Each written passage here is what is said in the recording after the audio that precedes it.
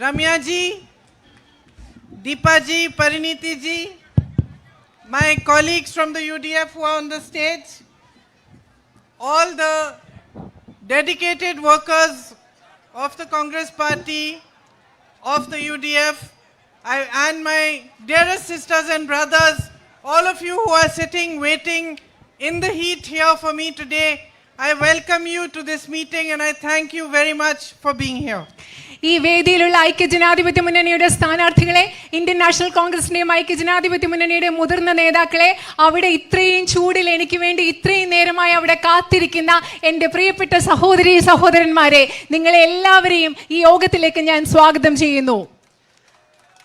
I have to tell you that before I became MP from Wayanad, when my brother used to come to Kerala, he used to always come back home and say, I love being in Kerala, I love being in Kerala. And I didn't understand why. ഞാൻ നിങ്ങളോട് പറയാൻ ആഗ്രഹിക്കുകയാണ്, വയനാട്ടിൽ നിന്ന് ഒരു ജനപ്രതിനിധിയായി ഞാൻ തിരഞ്ഞെടുക്കപ്പെടുന്നതിന് മുൻപ് എൻ്റെ സഹോദരൻ കേരളത്തിൽ വന്നിട്ട് തിരിച്ചു വന്നിട്ട് എപ്പോഴും എന്നോട് പറയും, എനിക്ക് കേരളത്തെ ഭയങ്കര ഇഷ്ടമാണ്, കേരളത്തെ ഞാൻ സ്നേഹിക്കുകയാണ് എന്ന് അദ്ദേഹം വീണ്ടും വീണ്ടും പറയും. പക്ഷെ അത് എന്തുകൊണ്ടാണെന്ന് അന്ന് എനിക്ക് മനസ്സിലായിരുന്നില്ല. But now that I have been MP from Wayanad for the last 1 year, I've understood.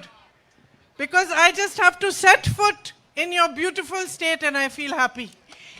There is a magic in your land. പക്ഷേ വയനാട്ടിൽ നിന്ന് കഴിഞ്ഞ ഒരു വർഷമായി ജനപ്രതിനിധി ആയതിനു ശേഷം എനിക്ക് മനസ്സിലാകും അത് എന്തുകൊണ്ടാണെന്ന്. ഞാൻ കേരളത്തിലോട്ടൊന്ന് വന്നാൽ മതി, ഈ മനോഹരമായ ഭൂമിയിലേക്ക് കാലെടുത്ത് വെക്കുന്ന സമയം മുതൽ എൻ്റെ മനസ്സിൽ സന്തോഷമാണ്. അതാണ് കേരളത്തിന്റെ മായാജാലം, ഈ ഭൂമിയുടെ മാന്ത്രികത എന്ന് പറയുന്നത്.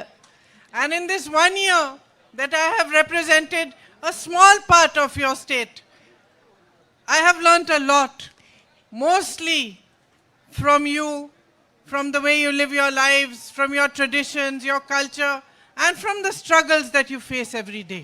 കഴിഞ്ഞ ഒരു വർഷം കേരളത്തിന്റെ ഒരു ചെറിയ ഭാഗത്തെയാണ് ഞാൻ പ്രതിനിധാനം ചെയ്യുന്നത്. പക്ഷെ അവിടെ നിന്ന് ഞാൻ ഒരുപാട് പഠിച്ചിട്ടുണ്ട്. നിങ്ങളുടെ സംസ്കാരത്തിൽ നിന്ന്, നിങ്ങളുടെ പാരമ്പര്യത്തിൽ നിന്ന്, നിങ്ങൾ എങ്ങനെയാണോ നിങ്ങളുടെ ജീവിതം മുൻപോട്ട് കൊണ്ടുപോകുന്നത്, അതിൽ നിന്ന് ഒക്കെ നിങ്ങൾ നേരിടുന്ന സംഘർഷത്തിൽ നിന്നെല്ലാം ഞാൻ പഠിച്ചിട്ടുണ്ട്. This is a land of revolutionary thinkers like Narayan Guruji. Sreenarayana ഗുരുവിനെ പോലെയുള്ള വിപ്ലവകരമായ ചിന്തകളുള്ള ഉണ്ടായിരുന്ന മനുഷ്യരുടെ നാടാണിത്. He was one of the great inspirations of Mahatma Gandhi ji. മഹാത്മാഗാന്ധിയുടെ ഏറ്റവും വലിയ പ്രചോദനങ്ങളിൽ ഒന്നായിരുന്നു, ഒരു വ്യക്തിയായിരുന്നു ശ്രീനാരായണ ഗുരു. And in many ways you still live those traditions today. ഇന്നും പല രീതിയിലും അവരുടെയൊക്കെ പാരമ്പര്യങ്ങൾ നിങ്ങൾ ഇന്നും ജീവിച്ചുകൊണ്ടിരിക്കുകയാണ്. The traditions of free expression, of good education, of equality, of love and compassion for each other. സ്വതന്ത്രമായ ആശയാവിഷ്കാരത്തിന്റെ, നല്ല വിദ്യാഭ്യാസത്തിന്റെ, അതുപോലെ തന്നെ സമത്വത്തിന്റെ, മറ്റുള്ളവരോട് സ്നേഹത്തിന്റെ, സഹാനുഭൂതിയുടെ ഒക്കെ പാരമ്പര്യമാണ് നിങ്ങൾ ഇന്നും ജീവിച്ചുകൊണ്ടിരിക്കുന്നത്. And I have no hesitation in saying that the spirit of Kerala is the true spirit of India. എനിക്ക് പറയാൻ ഒരു മടിയില്ല, കേരളത്തിന്റെ ആത്മാവ്, കേരളത്തിന്റെ തനിമ എന്ന് പറയുന്നതാണ് ഇന്ത്യയുടെ യഥാർത്ഥ ആത്മവീര്യം എന്ന് പറയാൻ എനിക്കൊരു മടിയുമില്ല. Where for centuries Hindus, Muslims, Christians have lived as brothers and sisters, have lived peacefully among each other. പരസ്പരം ഹിന്ദുക്കളും ക്രിസ്ത്യാനികളും മുസ്ലിങ്ങളും ഇവിടെ നൂറ്റാണ്ടുകൾ സഹോദരങ്ങളായി ജീവിച്ചു, പരസ്പര സ്നേഹത്തോടു കൂടി ഇവിടെ ജീവിച്ചു, ഒരുമിച്ച് ജീവിച്ചു. And this spirit is reflected in all of you, no matter where you are.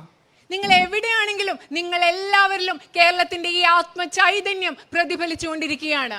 My brother Rahul recently spoke about how we had been looking after my mother in hospital and how the nurses from Kerala took care of her as if she was their own mother.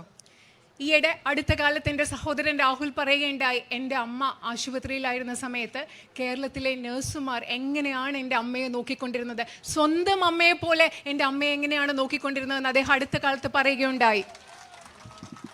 When I meet people in my constituency, ginger farmers, paddy farmers, people who are toiling, tilling the soil for a livelihood, I see in their hard work, in their dedication, in their diligence, the spirit of Kerala. ഞാൻ എൻ്റെ നിയോജക മണ്ഡലത്തിലെ കർഷകരെ കാണുമ്പോൾ, ഇഞ്ചി കർഷകരെ കാണുമ്പോൾ, നെൽ കർഷകരെ കാണുമ്പോൾ, കഷ്ടപ്പെടുന്നവരെ കാണുമ്പോൾ അവരിൽ ഞാൻ കേരളത്തിൻ്റെ ഈ ഒരു തനിമ, കേരളത്തിൻ്റെ ആത്മവീര്യം, കേരളത്തിൻ്റെ വിവേകം എല്ലാം ഞാൻ അവരിൽ കാണുകയാണ്. When I meet dairy farmers who look after their livestock as if they are their own children, I see the spirit of Kerala. അവിടുത്തെ ക്ഷീര കർഷകർ, അവിടുത്തെ കന്നുകാലികളെ സ്വന്തം കുഞ്ഞുങ്ങളെ പോലെ നോക്കുന്നത് കാണുമ്പോൾ കേരളത്തിന്റെ ആ ചൈതന്യം എനിക്ക് അവിടെ കാണാൻ സാധിക്കും. When I meet Asha and Anganwadi workers working day and night, available 24 hours a day for any emergency call, to be of help to society, to be of help to their sisters, I see the spirit of Kerala. അവിടുത്തെ ആശാ പ്രവർത്തകരെ, അംഗൻവാടി പ്രവർത്തകരെ 24 മണിക്കൂറും രാവും പകലും ഒരു അത്യാവശ്യം വരുമ്പോൾ മറ്റുള്ളവർക്ക് വേണ്ടി പ്രവർത്തിക്കുന്ന ആ ആശാ പ്രവർത്തകരെ, അംഗൻവാടി പ്രവർത്തകരെയും കാണുമ്പോൾ എനിക്ക് അവിടെ കേരളത്തിന്റെ ചൈതന്യം കാണാൻ സാധിക്കും. In the Catholic sisters I worked with for many years in Delhi, in the way that they took care of orphan children as if they were their own, I see the spirit of Kerala. ഡൽഹിയിൽ ഞാൻ വളരെ കാലം ഒരുമിച്ച് പ്രവർത്തിച്ച Catholic സന്യാസിനിമാർ അവർ അനാഥരായ കുട്ടികളെ സ്വന്തം കുട്ടികളെ പോലെ നോക്കുന്നത് കാണുമ്പോൾ അവരിൽ ഞാൻ കേരളത്തിന്റെ ചൈതന്യം കാണുന്നു. In the fishermen and women who set out to sea every day, who face all sorts of difficulties today, who do not have the required support that they need, but the courage with which they face the seas, I see the spirit of Kerala. മത്സ്യത്തൊഴിലാളികളെ ആഴക്കടലിലേക്ക് ഒരുപാട് പ്രതിസന്ധികൾ നേരിട്ടുകൊണ്ട് ധൈര്യത്തോടു കൂടി പോകുന്ന, വേണ്ടത്ര പിന്തുണ ലഭിക്കാത്ത മത്സ്യത്തൊഴിലാളികളെ കാണുമ്പോൾ അവരിൽ ഞാൻ കേരളത്തിന്റെ സ്പിരിറ്റ്, കേരളത്തിന്റെ ചൈതന്യം ഞാൻ കാണുന്നു. And yet each group of people, each one that I have named, faces his and her own struggles. ഞാൻ ഈ പറഞ്ഞ ഈ സമൂഹങ്ങളിൽപ്പെട്ട ഓരോരുത്തരും അവർ അവരുടേതായ പ്രശ്നങ്ങൾ നേരിട്ടുകൊണ്ടിരിക്കുകയാണ്. I was talking to one of the nurses in the hospital. She was telling me how she was qualified when she first finished her studies, but she couldn't find a job over here in her own state. ഞാൻ ആശുപത്രിയിലെ ഒരു മലയാളി നഴ്സിനോട് കൂടി സംസാരിക്കുകയായിരുന്നു. ആ കുട്ടി പറയുകയായിരുന്നു, പഠിച്ചു കഴിഞ്ഞിട്ട് ആ കുട്ടിക്ക് കേരളത്തിൽ നാട്ടിലൊരു ജോലി കിട്ടാൻ സാധിച്ചില്ല, ജോലി കിട്ടിയില്ല. She said most of the opportunities available to her expected for that she works as an intern without being paid. ഇവിടെ കേരളത്തിൽ ലഭ്യമായിരുന്ന പല അവസരങ്ങളിലും അവിടെ ശമ്പളം കിട്ടാതെ ഒരു ഇന്റേൺ ആയിട്ട് മാത്രം ജോലി ചെയ്യാനുള്ള അവസരങ്ങളായിരുന്നു ആ കുട്ടിക്ക് ഉണ്ടായിരുന്നത്. And when she finally found a job, the salary was so low that she felt it wasn't worth it after everything that she had studied. അത് മാത്രമല്ല അവസാനം ആ കുട്ടിക്ക് ഒരു ജോലി കിട്ടിയപ്പോൾ വളരെ ചെറിയൊരു ശമ്പളമാണ്. ഇത്രയും പഠിച്ചിട്ട് ആ ചെറിയ ശമ്പളത്തിൽ ജോലി ചെയ്യേണ്ട ഒരു കാര്യമില്ലെന്ന് ആ കുട്ടിക്ക് തോന്നി. And this is how she chose to move to Delhi. അതുകൊണ്ടാണ് ആ പെൺകുട്ടി കേരളത്തിൽ നിന്ന് ഡൽഹിയിൽ വന്ന് ഇന്ന് ജോലി ചെയ്യുന്നത്. In search of a well-paying job. അതായത് നല്ല ശമ്പളം കിട്ടുന്ന ഒരു ജോലിക്ക് വേണ്ടിയാണ് അവിടെ എത്തിയത്. Unfortunately, in Kerala the health system is crumbling. ദൗർഭാഗ്യം എന്ന് പറയട്ടെ, കേരളത്തിലെ ആരോഗ്യ മേഖല കേരളത്തിൽ നിന്ന് തകർന്നടിഞ്ഞുകൊണ്ടിരിക്കുകയാണ്. And even though you have the most qualified people, there is a shortage of staff. The public health facilities are not adequate. There's not enough equipment. There's not enough medicine available for you. ഇവിടെ മികച്ച കഴിവുള്ള ധാരാളം ആളുകൾ ഉണ്ടെങ്കിലും അവിടെ ജീവനക്കാർ കുറവാണ്, അതുപോലെ തന്നെ സംവിധാനങ്ങൾ കുറവാണ്, ഉപകരണങ്ങൾ കുറവാണ് കേരളത്തിന്റെ ആരോഗ്യ മേഖലയിൽ. Job creation is at a low. കേരളത്തിൽ തൊഴിലുണ്ടാകുന്നത് ഏറ്റവും താഴത്തെ നിലയിലാണ്. In the same way, all the farmers I named, whether it's dairy farmers, whether it's coffee farmers, tea farmers, banana farmers, rubber farmers, everybody is facing difficulty. അതുപോലെ ഞാൻ കർഷകരെ കുറിച്ച് പറഞ്ഞു. അത് കാപ്പി കർഷകരാവട്ടെ, വാഴ കർഷകരാവട്ടെ, ഏത് തരത്തിലുള്ള കർഷകരാവട്ടെ, അവരെല്ലാം നിരവധി പ്രതിസന്ധികളിലൂടെയാണ് കടന്നു പോകുന്നത്. While the prices for everything are rising, the support you are receiving from your government is just not enough for you to be earning well anymore. എല്ലാത്തിൻ്റെയും നമ്മുടെ ചുറ്റുമുള്ള സാധനങ്ങളുടെ എല്ലാം വില കൂടുമ്പോൾ നിങ്ങൾക്ക് നിങ്ങളുടെ ഗവൺമെന്റിൽ നിന്ന് കിട്ടുന്ന പിന്തുണ ഒരു ജീവിതം നല്ല രീതിയിൽ മുൻപോട്ട് കൊണ്ടുപോകാൻ സഹായകമാകുന്നതല്ല. We all know how the Asha and Anganwadi workers protested for months and months without being heard. നിങ്ങൾക്കറിയാം കേരളത്തിലെ ആശയ അംഗൻവാടി പ്രവർത്തകർ എത്ര നാളുകൾ സമരം ചെയ്തിട്ടും അവർ കേൾക്കപ്പെടാതെ എത്ര നാൾ സമരം ചെയ്തു എന്ന് നിങ്ങൾക്കറിയാം. Their voice was silenced, and finally the government only heard them when the elections were coming near. അവരുടെ ശബ്ദം നിശബ്ദമാക്കപ്പെടുകയായിരുന്നു. അവസാനം ഗവൺമെന്റ് അവരെ കേട്ടത് തെരഞ്ഞെടുപ്പ് വരാറായപ്പോൾ മാത്രമാണ്. And the government showed a lack of understanding for their lives and their problems. അവരുടെ ജീവിതത്തെക്കുറിച്ച് അവരുടെ പ്രശ്നങ്ങളെക്കുറിച്ച് മനസ്സിലാക്കാനുള്ള ഒരു താല്പര്യം ഈ ഗവൺമെന്റ് കാണിച്ചില്ല. I had the good fortune to interact with many of them in Wayanad, and I was surprised at how little they get for how hard they work. ഞാൻ പല ആശാപ്രവർത്തകരോടും വയനാട്ടിലുള്ളവരോടും ഞാൻ സംസാരിക്കേണ്ടായി. ഞാൻ അതിശയിച്ചു പോയി. അവർ ഇത്രയും കഷ്ടപ്പെടുമ്പോൾ അതിന് എത്ര തുച്ഛമായ ശമ്പളമാണ്, പ്രതിഫലമാണ് അവർക്ക് ലഭിക്കുന്നതെന്ന് ഓർത്ത്. And they told me how earlier they used to volunteer, but now they are expected to be available on duty 24 hours a day. അവർ പറയുകയായിരുന്നു, മുമ്പ് അവരെ സന്നദ്ധ പ്രവർത്തകരെ പോലെ കണ്ടിരുന്നു, പക്ഷേ ഇപ്പൊ അവരെ 24 മണിക്കൂറും ജോലിക്ക് ഉണ്ടാകണം എന്ന നിഷ്കർഷയാണുള്ളത്. Again, the government showed a lack of understanding of their lives, of their problems. വീണ്ടും ആ ഗവൺമെന്റ് അവരുടെ ജീവിതവും പ്രശ്നങ്ങളും മനസ്സിലാക്കാൻ ഒരു താല്പര്യവും കാണിച്ചില്ല. Today, when the prices of fuel are rising so much, one of the worst affected people are the fisher folk. ഇന്നിപ്പോ ഇന്ധനവില ഇങ്ങനെ കുതിച്ചുയരുമ്പോൾ ഏറ്റവും കൂടുതൽ ഇതിനാൽ ബാധിക്കപ്പെടുന്നത് മത്സ്യത്തൊഴിലാളികളാണ്. No opportunities have been given to you or created for you through the tourism sector. അതുപോലെ തന്നെ വിനോദസഞ്ചാര മേഖലയിൽ നിങ്ങൾക്ക് വേണ്ടി യാതൊരു അവസരം ഉണ്ടാക്കുന്നില്ല. While the ports are taken over by big industrialists coming from outside Kerala, you have to suffer, you have to face your difficulties all on your own. കേരളത്തിന് പുറത്തു നിന്ന് വരുന്ന വലിയ വ്യവസായികൾ ഇവിടുത്തെ തുറമുഖങ്ങൾ ഏറ്റെടുക്കുമ്പോൾ നിങ്ങൾക്ക് തന്നെയാണ് നിങ്ങളുടെ പ്രശ്നങ്ങൾ നേരിടേണ്ടതും അത് അഭിമുഖീകരിക്കേണ്ടിയും വരുന്നത്. So as an MP from Kerala, somebody who represents a small section of your state, I feel bad when I travel my constituency because I see so much opportunity for help and support. I see so many chances that people could be given. I see so many areas in which jobs could be created. So many ways in which tourism could be strengthened, in which farmers could be strengthened, in which our fisher folk like you can be made stronger and financially independent to stand up on your own feet.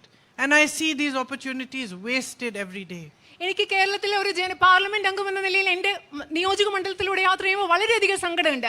കാരണം പല ഭാഗത്തും ഞാൻ പല അവസരങ്ങൾ കാണുന്നു. നിങ്ങളെ സഹായിക്കാനുള്ള, നിങ്ങളുടെ ജീവിതം സുഗമമാക്കാനുള്ള ഒരുപാട് അവസരങ്ങൾ, കർഷകർക്ക് വേണ്ടിയുള്ള അവസരങ്ങൾ, മത്സ്യത്തൊഴിലാളികൾക്ക് വേണ്ടിയുള്ള അവസരങ്ങളൊക്കെ കാണുന്നു. പക്ഷേ ഈ അവസരങ്ങൾ ഒന്നും ഉപയോഗിക്കാതെ പാഴാക്കി കളയുമ്പോൾ എനിക്ക് വളരെയധികം വേദനയുണ്ട്. I say this genuinely from my heart. It is difficult for us in the opposition to come to you and to want to do so much, but to see that our hands are tied because you have a state government that is negligent of your needs and negligent of what is required for you to progress and to move forward fast. ഞാൻ നിങ്ങളോട് വളരെ ആത്മാർത്ഥമായിട്ട് ഹൃദയത്തിൽ നിന്ന് പറയുകയാണ്, opposition പ്രതിപക്ഷത്തിരിക്കുന്ന ഒരു പാർട്ടിയുടെ MP എന്ന നിലയിൽ ഞങ്ങൾക്ക് ഒരുപാട് കാര്യങ്ങൾ ചെയ്യാൻ ആഗ്രഹമുണ്ട്, ഒരുപാട് കാര്യങ്ങൾ ചെയ്യണമെന്നുണ്ട്. പക്ഷെ ഞങ്ങളുടെ കൈകൾ കെട്ടിയിരിക്കുകയാണ്. കാരണം ഈ നാട്ടിലെ ജനങ്ങളുടെ പ്രശ്നങ്ങൾ മനസ്സിലാക്കാത്ത, ആ പ്രശ്നങ്ങളെ അവഗണിക്കുന്ന ഒരു സംസ്ഥാന സർക്കാർ ഇവിടെ ഉള്ളതുകൊണ്ട് ഞങ്ങൾക്ക് പല കാര്യങ്ങളും ചെയ്യാൻ സാധിക്കുന്നില്ല. There is so much that we want to do and so much that we can do if we put our resources together. നമ്മുടെ വിഭവങ്ങളൊക്കെ ഒരുമിച്ച് കൊണ്ടുവരുവാണെങ്കിൽ നമുക്ക് ഒരുപാട് കാര്യങ്ങൾ ചെയ്യാൻ സാധിക്കും. നമുക്ക് ഒരുപാട് കാര്യങ്ങൾ ചെയ്യണമെന്നുമുണ്ട്.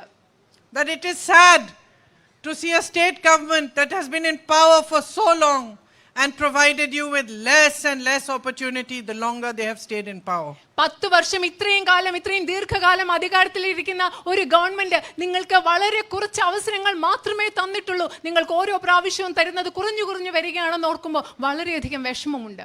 So many of your brothers, sisters, sons, daughters have had to leave and go abroad to make a livelihood. ജീവിക്കാൻ വേണ്ടി നിങ്ങളുടെ ഒരുപാട് പേരുടെ മക്കൾക്ക്, സഹോദരിമാർക്കൊക്കെ വിദേശത്ത് പോകേണ്ട ഒരു അവസ്ഥ ഇവിടെ ഉണ്ടായിട്ടുണ്ട്. And as you know now, we are heading for even more difficult times. ഇപ്പൊ നിങ്ങൾക്കറിയാം, നമ്മൾ വളരെ ബുദ്ധിമുട്ടുള്ള സമയങ്ങളിലേക്കാണ് നമ്മൾ പോയിക്കൊണ്ടിരിക്കുന്നത്. Because of the crisis in the Middle East, so many of our brothers and sisters are stranded there. മധ്യേഷ്യയിൽ, ഗൾഫിൽ നടക്കുന്ന സംഘർഷം കൊണ്ട് നിങ്ങൾക്കറിയാം, നമ്മുടെ ഒരുപാട് സഹോദരന്മാർ അവിടെ പെട്ടുകിടക്കുകയാണ്. Their families are sick with worry, wondering whether their children will be safe, whether their family members will be safe over there. നമ്മുടെ ഗൾഫിലുള്ള ആളുകളുടെ കുടുംബാംഗങ്ങളൊക്കെ വളരെയധികം വിഷമിച്ചുകൊണ്ടിരിക്കുകയാണ്. അവരുടെ കുട്ടികൾ അവിടെ സുരക്ഷിതരാണോ എന്നോർത്ത്, അവരുടെ ബന്ധുക്കൾ അവിടെ സുരക്ഷിതരാണോ എന്നോർത്ത് വളരെയധികം വിഷമിച്ചുകൊണ്ടിരിക്കുകയാണ്. And unfortunately, the policies of the Modi government have provided them with no security and safety at this difficult time. ദൗർഭാഗ്യകരമെന്ന് പറയട്ടെ, മോദി ഗവൺമെന്റിന്റെ നയങ്ങൾ അവർക്ക് ഒരു വിധത്തിലുള്ള സുരക്ഷിതത്വവും ഈ കാലഘട്ടത്തിൽ ഈ ബുദ്ധിമുട്ടുള്ള സമയത്ത് നൽകുന്നില്ല എന്ന് തന്നെ പറയേണ്ടി വരും. He has chosen instead to bow down before America and Israel and create a situation in which India will suffer along with the other nations പക്ഷേ എന്താണ് that support them. പക്ഷെ എന്താ സംഭവിക്കുന്നതെന്നറിയോ? നരേന്ദ്രമോദി അമേരിക്കയുടെയും ഇസ്രയേലിന്റെയും മുമ്പിൽ തലകുനിച്ചു കൊടുത്തുകൊണ്ട് മറ്റു രാജ്യങ്ങളെ പോലെ ഇന്ത്യക്കും കഷ്ടകാലത്തിലൂടെ ബുദ്ധിമുട്ട് അനുഭവിക്കേണ്ടി വരുന്ന ഒരു സാഹചര്യമാണ് ഇവിടെ സൃഷ്ടിച്ചിരിക്കുന്നത്. And in the middle of all this, it is the people of India who are paying the price. ഇതിന്റെ എല്ലാം വില കൊടുക്കേണ്ടി വരുന്നത് ഇതിന്റെ എല്ലാം ഇടയിൽ ഈ ഇന്ത്യയിലെ ജനങ്ങളാണ്. As I said, fuel prices are rising every single day. LPG prices are rising every single day. ഞാൻ നിങ്ങളോട് പറഞ്ഞതുപോലെ ഇന്ധന വില ഓരോ ദിവസവും ഉയർന്നുകൊണ്ടിരിക്കുകയാണ്. പാചകവാതകത്തിന്റെ വില ഓരോ ദിവസവും ഉയർന്നുകൊണ്ടിരിക്കുകയാണ്. Our Prime Minister has handed our energy security over to the Americans. നമ്മുടെ പ്രധാനമന്ത്രി ഈ രാജ്യത്തിന്റെ ഊർജ്ജ സുരക്ഷ അമേരിക്കക്കാർക്ക് കൈമാറ്റം ചെയ്തിരിക്കുകയാണ്. He has signed our future away. They tell us who to buy oil from. They tell us when we can buy. They tell us what we should do and how we should do it. അദ്ദേഹം നമ്മുടെ ഭാവി അവർക്ക് തീരെഴുതി കൊടുത്തിരിക്കുകയാണ്. ആരുടെ കയ്യിൽ നിന്ന് നമ്മൾ എണ്ണ വാങ്ങിക്കണം, എപ്പോൾ എണ്ണ വാങ്ങിക്കണം എന്നൊക്കെ തീരുമാനിക്കുന്നത് അവരാണ്. And now he has signed a trade deal with them in which Indian people have to buy crores and crores of American goods and Indian farmers have to compete with highly mechanized US farms. അതുമാത്രമല്ല, നരേന്ദ്രമോദി അമേരിക്കയുമായിട്ട് ഒരു വ്യാപാര ഉടമ്പടി ഉണ്ടാക്കിയിട്ടുണ്ട്. അതിൽ നിന്ന് കോടിക്കണക്കിന് രൂപ വില വരുന്ന ഉൽപ്പന്നങ്ങൾ അമേരിക്കയിൽ നിന്ന് വാങ്ങിക്കണം. ഇന്ത്യയിലെ കർഷകർക്ക് വളരെയധികം യന്ത്രവൽകൃത സൗകര്യങ്ങൾ ഉപയോഗിക്കുന്ന അമേരിക്കയിലെ കർഷകരോടാണ് ഇനി മത്സരിക്കേണ്ടി വരുന്നത്. And all this for what? Because our Prime Minister is a coward. He has no spine and he is compromised. ഇതെല്ലാം എന്തിനു വേണ്ടിയാണെന്ന് അറിയുമോ? നമ്മുടെ പ്രധാനമന്ത്രി എന്ന് പറയുന്നത് നട്ടെല്ലില്ലാത്ത ഭീരുവായ ഒത്തുകളിക്കുന്ന ഒരു പ്രധാനമന്ത്രി ആയതുകൊണ്ടാണ് ഇതെല്ലാം ചെയ്യുന്നത്. We are paying every single day because he does not have the guts to stand up for India. ഇന്ത്യക്ക് വേണ്ടി നൂർന്നു നിൽക്കാനുള്ള ധൈര്യം നരേന്ദ്രമോദിക്ക് ഇല്ലാത്തതിന്റെ വില നമ്മൾ ഓരോ ദിവസവും കൊടുത്തുകൊണ്ടിരിക്കുകയാണ്. We are paying every single day just because his name is in some Epstein files and he needs to protect himself. ഏതോ എപ്സ്റ്റീൻ ഫയലുകളിൽ നരേന്ദ്രമോദിയുടെ പേരുള്ളതുകൊണ്ട് അദ്ദേഹത്തിന് സ്വയം സംരക്ഷിക്കേണ്ടതുള്ളതുകൊണ്ട് ഓരോ ദിവസവും അതിന്റെ വില ഇന്ത്യക്കാർ കൊടുത്തുകൊണ്ടിരിക്കുകയാണ്. We are paying every single day as he hands over all the assets of this great nation to his businessmen friends like Adani and Ambani. ഈ രാജ്യത്തിന്റെ, ഈ മഹത്തായ രാജ്യത്തിന്റെ മുഴുവൻ ആസ്തിയും അദ്ദേഹത്തിന്റെ വ്യവസായികളായ സുഹൃത്തുക്കളായ അദാനിക്ക് വേണ്ടി അദ്ദേഹം തീരെഴുതി കൊടുക്കുമ്പോൾ ഓരോ ദിവസവും ഇന്ത്യക്കാർ അതിന്റെ വില കൊടുത്തുകൊണ്ടിരിക്കുകയാണ്. And I am very sorry to say that the LDF and the Chief Minister of Kerala is like his B team. ഞാൻ വിഷമത്തോടു കൂടി ഒരു കാര്യം പറയട്ടെ. കേരളത്തിലെ ഇടതുപക്ഷ ജനാധിപത്യ മുന്നണിയും കേരളത്തിന്റെ മുഖ്യമന്ത്രിയും BJPയുടെയും നരേന്ദ്രമോദിയുടെയും ബി ടീമിനെ പോലെയാണ് പ്രവർത്തിക്കുന്നതെന്ന് പറയട്ടെ. Think about it. Name one leader who has stood up and expressed himself or herself against Mr. Narendra Modi and not been attacked either by the Enforcement Directorate, by the Income Tax, by the CBI or by his other agencies. നിങ്ങൾ ഇന്ത്യയിലെ ഒരു നേതാവിന്റെ പേരെടുത്ത് പറയുക. BJPക്കെതിരെ നരേന്ദ്രമോദിക്കെതിരെ സംസാരിച്ചിട്ട് enforcement ഡയറക്ടറേറ്റോ CBIയോ അതുപോലത്തെ ഏജൻസികളോ ആക്രമിക്കാത്ത ഒരു നേതാവിന്റെ പേര് പറയുക. How come none of the left leaders have ever been attacked by him? എങ്ങനെയാണ് കേരളത്തിലെ ഒരു ഇടതുപക്ഷ നേതാവിനെയും ഇതുവരെ Narendra Modi ആക്രമിക്കാത്തത്? Even when there was a theft in Sabarimala temple, our Prime Minister did not say anything. Sabarimala ക്ഷേത്രത്തിൽ നിന്ന് ഒരു വലിയ മോഷണം നടന്നിട്ട് പോലും നമ്മുടെ പ്രധാനമന്ത്രി അതിനെക്കുറിച്ച് ഒരു വാക്കും മിണ്ടിയില്ല. Whether it's the BJP or the LDF, please recognize the truth. They are corrupt corporate parties.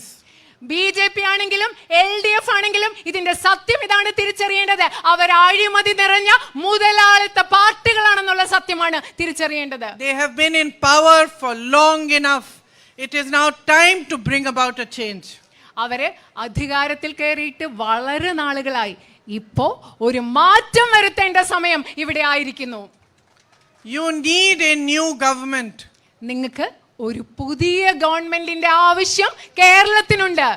A government that understands what your needs are and works hard to provide them first and foremost before anything else. മറ്റെന്തിനേക്കാളും ഉപരിയായി കേരളത്തിലെ ജനങ്ങളുടെ ആവശ്യം എന്താണെന്ന് മനസ്സിലാക്കി ആ ആവശ്യങ്ങൾ സാക്ഷാത്കരിക്കുന്നതിന് വേണ്ടി പ്രവർത്തിക്കുന്ന ഒരു ഗവൺമെന്റ് നിങ്ങൾക്ക് ആവശ്യമുണ്ട്. And you need to remind those in power, whether in Kerala or in the center, that there is something known as answerability to the public. ജനങ്ങളോടുള്ള ഉത്തരവാദിത്തം എന്നൊരു കാര്യമുണ്ടെന്ന് അത് കേരളത്തിലെ ഗവൺമെന്റ് ആയാലും കേന്ദ്രത്തിലെ ഗവൺമെന്റ് ആയാലും അവരെ ഓർമ്മിപ്പിക്കാനുള്ള ഒരു ഉത്തരവാദിത്തം നിങ്ങൾക്കുണ്ട്. There is a responsibility, a duty that every person who wants to be a political leader has towards the public. രാഷ്ട്രീയ പ്രവർത്തകരാകാൻ ആഗ്രഹിക്കുന്ന ഓരോ വ്യക്തിക്കും ജനങ്ങളോട് പൊതുജനത്തോട് ഒരു ഉത്തരവാദിത്തമുണ്ട്, ഒരു കടമയുണ്ട്. That responsibility, that duty is not to make money and stay in power. ആ ജനങ്ങളോടുള്ള ഉത്തരവാദിത്തം എന്ന് പറയുന്നത് പൈസ ഉണ്ടാക്കി എങ്ങനെയും അധികാരത്തിൽ ഇരിക്കുക എന്നുള്ളതല്ല. It is to provide you with a better future. നിങ്ങൾക്ക് മികച്ച ഒരു ഭാവി നൽകുക എന്നതാണ് ആ ഉത്തരവാദിത്തം. Your state is rich in every possible way. നിങ്ങളുടെ നാട് എല്ലാ രീതിയിലും സമ്പന്നമായ ഒരു സംസ്ഥാനമാണ്, നാടാണ് നിങ്ങളുടേത്. And its greatest richness is its people, all of you. കേരളത്തിന്റെ ഏറ്റവും വലിയ സമ്പത്ത് എന്ന് പറയുന്നത് നിങ്ങൾ ഓരോരുത്തരുമാണ്. കേരളത്തിലെ ജനങ്ങളായ നിങ്ങൾ ഓരോരുത്തരുമാണ്. You are intelligent, hardworking, diligent, dedicated, committed. There are so many adjectives to describe you. You are the greatest asset of this state. നിങ്ങൾ ബുദ്ധിയുള്ളവരാണ്, അത്യധ്വാനം നടത്തുന്നവരാണ്, വിവേകമുള്ളവരാണ്, പ്രതിബദ്ധതയുള്ളവരാണ്. മലയാളികളായി നിങ്ങളെ വിശേഷിപ്പിക്കാൻ ഒരുപാട് വിശേഷണങ്ങളുടെ ആവശ്യമുണ്ട്. So I urge you to awaken today to what your state needs, to understand that unless you bring about change today, you are going to suffer for another 5 years. ഞാൻ നിങ്ങളോട് ഇന്ന് ആവശ്യപ്പെടുകയാണ്, നിങ്ങളുടെ സംസ്ഥാനത്തിന് എന്താണ് വേണ്ടതെന്ന് മനസ്സിലാക്കി അതിനെപ്പറ്റി ചിന്തിച്ച് ഉണർത്തെഴുന്നേൽക്കാൻ ഞാൻ ആവശ്യപ്പെടുകയാണ്. എന്താണ് വേണ്ടതെന്ന് നിങ്ങൾ തിരിച്ചറിയുക. നിങ്ങളെ ആവശ്യത്തിൽ കൂടുതൽ ബുദ്ധിമുട്ടി കഴിഞ്ഞിരിക്കുന്നു. You have so many beautiful places right here in this constituency. Beaches, backwaters, your historic forts. They have immense tourism potential. They need to be developed for your good. നിങ്ങളുടെ ഈ നിയോജക മണ്ഡലത്തിൽ തന്നെ മനോഹരമായ പ്രദേശങ്ങളുണ്ട്, ബീച്ചുകളുണ്ട്, കായലുകളുണ്ട്, അതുപോലെ തന്നെ ചരിത്രപരമായ കോട്ടകളുണ്ട്. ഈ പ്രദേശങ്ങളൊക്കെ തന്നെ നിങ്ങളുടെ വികസനത്തിന് വേണ്ടി ഇവയൊക്കെ വളർത്തിക്കൊണ്ട് വികസിപ്പിച്ചുകൊണ്ട് വരണം. Ask yourselves, why today this constituency is one of the least developed in the whole state? നിങ്ങൾ സ്വയം ചോദിക്കുക, എന്തുകൊണ്ടാണ് ഇന്ന് ഈ നിയോജക മണ്ഡലം സംസ്ഥാനത്തെ നിയോജക മണ്ഡലങ്ങളിൽ ഏറ്റവും ചെറിയ വികസനമുള്ള ഒരു നിയോജക മണ്ഡലമായി ഇന്ന് നിലനിൽക്കുന്നത്? Why are so many people in Muttalapori and Anjutengu stuck Anjutengu under CRZ regulations, trapped, unable to even have house numbers, shop numbers, registrations, no access to loans?